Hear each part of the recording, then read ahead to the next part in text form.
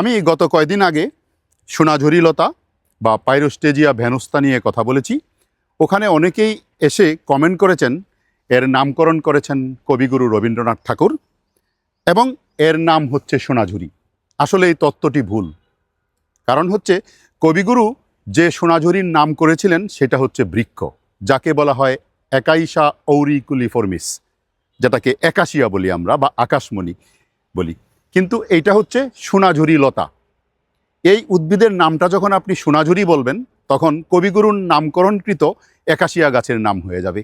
কিন্তু এটার নাম যখন আপনি উচ্চারণ করবেন তখন একে বলতে হবে সোনাঝুরি লতা। আর যদি এর নামটা বাংলায় কখনো লিখতে যান তাহলে সোনাঝুরি এবং লতা এই দুটাকে একত্রে লিখতে হবে। আসলে উদ্ভিদ বিজ্ঞানে কিছু ক্রিটিক্যাল বিষয় আছে বাংলা নামে এবং সায়েন্টিফিক নামে। এই ক্রিটিক্যাল বিষয়গুলি একটু যদি আমরা না বুঝি তাহলে অন্য উদ্ভিদ হয়ে যাবে, যেটাকে আপনি উদ্দেশ্য করছেন সেই উদ্ভিদটা হবে না। এটা হচ্ছে সোনাঝুরি লতা, যা পাইরোস্টেজিয়া ভেনুস্তা বলা হয় বা কনকলতা বলা হয়।